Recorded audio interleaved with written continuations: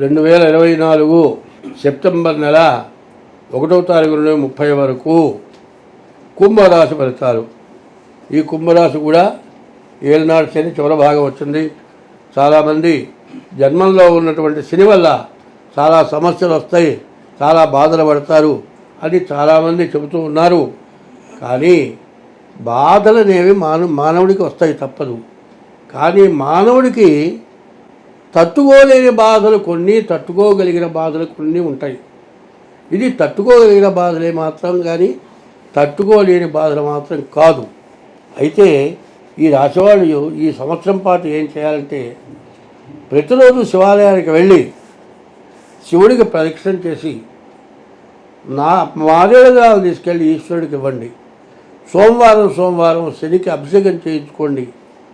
పుట్టల దగ్గర, మట్టి నీళ్ళ దగ్గర బియ్యము పంచదార కలిపి వాటికి వేయండి. పిపీలిక సమారాధన అంటారు.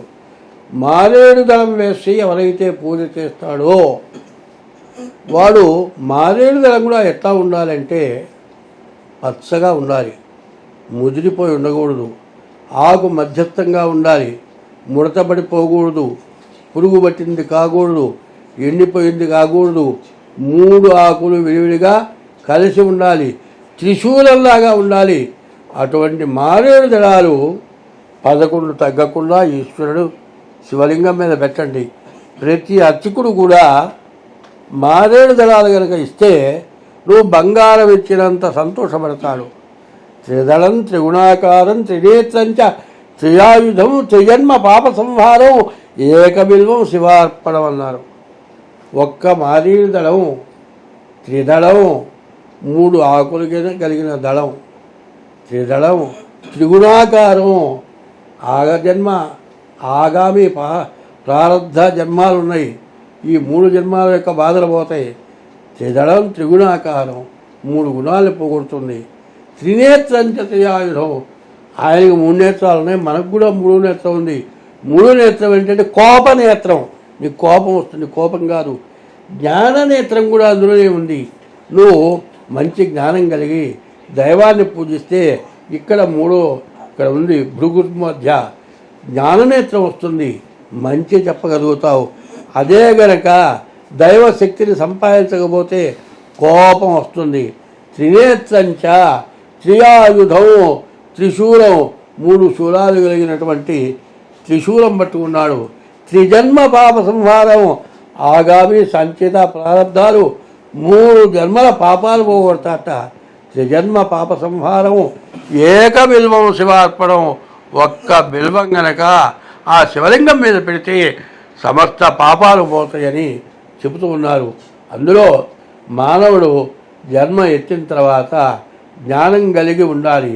ఆ జ్ఞానం ఏమిటా అంటే, అడవి పక్షులకు ఎవడు ఆహారం ఇచ్చాను, మృగజాతికి ఎవడు మేత పెట్టే, వనచరాదులకు భోజనం ఎవడిప్పించే, చెట్లకెవ్వడు నీళ్లు చేదిపోసే, స్త్రీల గర్భంపున శిశువునెవడు పెంచే, పడులకెవ్వడు సంఖ్య పరగపాలు, జీవకోట్లను పోషింపనివే కానీ వేరే ఒక దాత లేడయ్య వెతకి చూడ, భూషణ వికాస శ్రీ ధర్మపుర నివాస, దుష్ట సంహార నరసింహ దురిత దూరాని. అన్నం లేక, ఆహారం లేక 33 కోట్ల జీవరాశులు ఆహారం లేక ప్రాణాలు పోవటం జరగటం లేదు. పాములు ఏం తింటున్నాయి అంటే గాలి పీల్చి బతుకుతున్నాయిట, గాలితో సర్పాలు బతుకుతాయన్నారు. మరి ప్రతి జీవరాశికి కూడా ఆహారం పెట్టి జన్మనిచ్చాడు.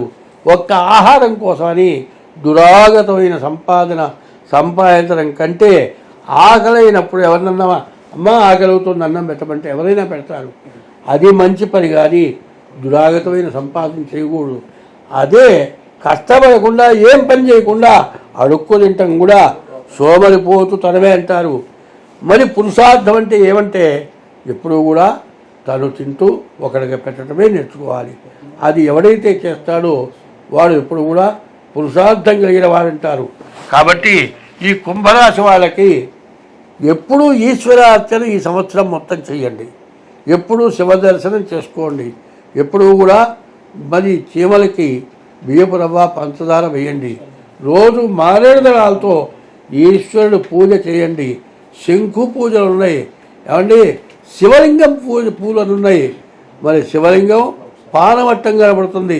నిజంగా భగవంతుడు సృష్టి మనకు కనపడేది శివలింగం పూలు. ఒకచోట భగవంతుడు అనేవాడు ఉన్నాడా అంటే ఉన్నాడు అని చెప్పా. ఎట్లా ఉన్నాడు అంటే నాలిక బాగా దాపితే పైన ఒక కొండ నాలిక ఉంది, కొండ నాలిక కింద చిన్న బుడిప ఉంది. అది సరిగ్గా చూస్తే ఎట్లా ఉంటుందంటే కొండ నాలిక పానవట్టం, ఆ పైన మధ్యలో చిన్న బుడిప శివలింగం, పైన ఎప్పుడు కూడా ధార లాలాజలం వస్తుంది. అది ఈశ్వరాభిషేకం. అది సత్యక్రాలు. యోగపరంగా పోతే అక్కడ ఈశ్వరాభిషేకం జరుగుతుంది. కాబట్టి పరమేశ్వరుడు ప్రతి జీవరాశి 33 కోట్ల జీవరాశుల్లో పరమేశ్వరుడు ఖచ్చితంగా ఉన్నాడు. పరమేశ్వరుడు 3 అంటే బ్రహ్మ విష్ణు మహేశ్వర స్వరూపం, ముగ్గురు రూపం కూడా పరమేశ్వరులే. కాబట్టి విష్ణువుని ఈశ్వరుడు, ఈశ్వరుని విష్ణువు ఎప్పుడు ప్రార్థిస్తూ ఉన్నాడు.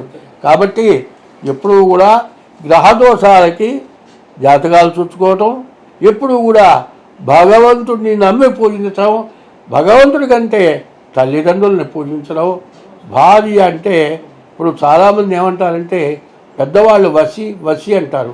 వసి దాన్ని తిరిగేస్తే శివ అనే పదంట, అందువల్ల భార్యని వసి అని పిలుస్తారు. కాబట్టి శివ అని పిలిచినట్లు భార్యని పరమేశ్వర రూపంతో చూడాలి. భార్యను ఎప్పుడు కూడా గౌరవించాలి, స్త్రీని ఎప్పుడు కూడా గౌరవించాలి. ఈ లక్షణాలు కావాలి. కాబట్టి ఈ రాశి వాళ్ళు రాహువుకి 18,000 జపం చేయించుకొని మినుగులు దానం ఇవ్వాలి, కుజుడికి 5,000 జపం చేయించుకొని కందులు దానం ఇవ్వాలి, రవికి 6,000 జపం చేయించుకొని గోధుమలు దానం ఇవ్వాలి, కేతువుకి 7,000 జపం చేయించుకొని ఉలవలు దానం ఇవ్వాలి. స్వస్తి.